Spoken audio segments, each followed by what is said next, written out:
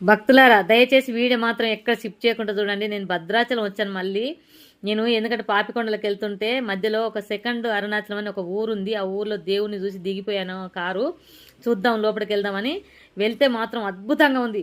అసలు చెప్పొద్దు, మాటలే రాలేదు. కొత్త కట్టారట. కానీ అంతకుముందే అక్కడ శివుడు ఉండి కళ్ళలో పోయి చెప్పిండట ఆ ఊరి పెద్దకు, నాకు ఇక్కడ టెంపుల్ కట్టియాలి, నేను ఇక్కడే ఉన్నానని చెప్తే అక్కడ టెంపుల్ కట్టించారట. ఫస్ట్ నేను గణేష్ దర్శనం చేసుకొని ఒక గరుడ దేవుని దర్శనం చేసుకొని వెంకటేశ్వర స్వామి దర్శనం చేసుకున్నా. లోపలికి వెళ్తున్నాను. అయితే అక్కడ టెంపుల్ కట్టించారట. కట్టించినాక శివుని దగ్గర ఒక విచిత్రం జరుగుతుందట. నైట్ పూట నాగశేషుడు వచ్చి అక్కడ ఉండి మార్నింగ్ ఇట్లా డోర్ తీయగానే మాయమైపోతాడట. కానీ ఎక్కడ పోతాడో తెలియదట ఎవరికి. ఇక్కడ మాత్రం ప్రతి రాశి వాళ్ళకు ఒక లింగం ఉందండి. ప్రతి వాళ్ళు దర్శనం చేసుకోండి. ప్రతి రాశి వాళ్ళకి అన్ని మంచిగా జరుగుతాయి.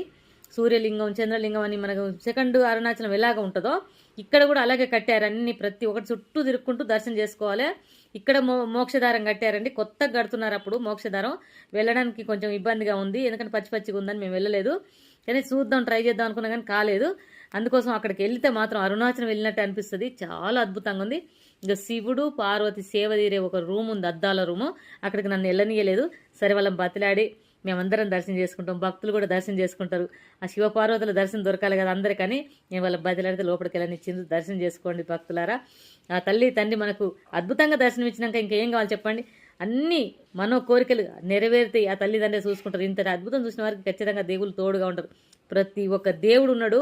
ఖచ్చితంగా దర్శనం చేసుకోండి. మీరు భద్రాచలం వెళ్తే మాత్రం ఖచ్చితంగా మనం పాపికొండలకు వెళ్ళేటప్పుడు సెకండ్ అరుణాచలం అని ఊరు ఉంటుంది. ఆ ఊర్లోకి వెళ్తే ఈ టెంపుల్ అద్భుతంగా కనబడుతుంది. లెఫ్ట్ సైడ్లో ఉంటుంది. మన పాపికొండలకు వెళ్ళేటప్పుడు కుమారస్వామి హైట్ కనబడతాడు. అక్కడ మన కుమారస్వామి కనపడంగానే లోపలికి వెళ్ళిపోతే మాత్రం చాలా అద్భుతం. చూసుకున్న వారికి అయితే చూసినంత పుణ్యము. అది జీవితంలో మనం ఇలాంటి చూడడం మన అదృష్టం అనుకోండి. నాకు ఎవరు తీసేవాళ్ళు లేక నేను ఏదో కెమెరా పెట్టి అలా తీశాను. ఒకరికి భయం వేస్తుంది, ఒకరికి వాళ్ళు ఏమంటారు, వాళ్ళు టెన్షన్ పెడుతున్నారు, రండి బయటికి అని, అద్దాల దాంట్లోకి వెళ్ళొద్దని. కానీ నేను తీశాను. అందరు చూస్తే బాగుంటుంది, అందరు చూసి అందరు వస్తారు కదా ఇక్కడికని. ఎందుకంటే ఎక్కడ దేవుడు ఉన్నా మన ప్రాణం అల్లాడిపోద్ది కదా. అందులో మనం హిందువులం. మనం ఇంత అద్భుతం చూసి ఖచ్చితంగా మనం కామెంట్ చేసి, లైక్ చేసి, షేర్ చేస్తే 10 మంది చూసి 10 మంది ఆ దేవుళ్ళని దర్శనం చేసుకోవడానికి వెళ్తారు. దయచేసి మీరందరూ శివయ్య భక్తులు, వెంకటేశ్వర స్వామి భక్తులు, వినాయకుని భక్తులు అయితే ఖచ్చితంగా మనసు పూర్తిగా నమ్ముకున్న వాళ్ళైతే కామెంట్ చేయండి, లైక్ చేయండి, షేర్ చేయండి. షేర్ చేస్తే ఎంతోమంది చూస్తారు, అడ్రస్ తెలుస్తుంది కాబట్టి అక్కడికి వెళ్తారు. నేను లాస్ట్లో మళ్ళీ చెప్తున్నాను, భద్రాచలం పాపికొండలకు వెళ్ళేటప్పుడు సెకండ్ కాశీ అనే ఒక ఊరు రోడ్డు మీదనే కుమారస్వామి ఉంటాడు. ఆయనను చూసి మనం లెఫ్ట్ సైడ్లో ఉంటుంది కాబట్టి వెళ్ళొచ్చు. ఇక్కడ నవగ్రహాలతోనే లింగాలను తయారు చేసి అక్కడ కట్టారు.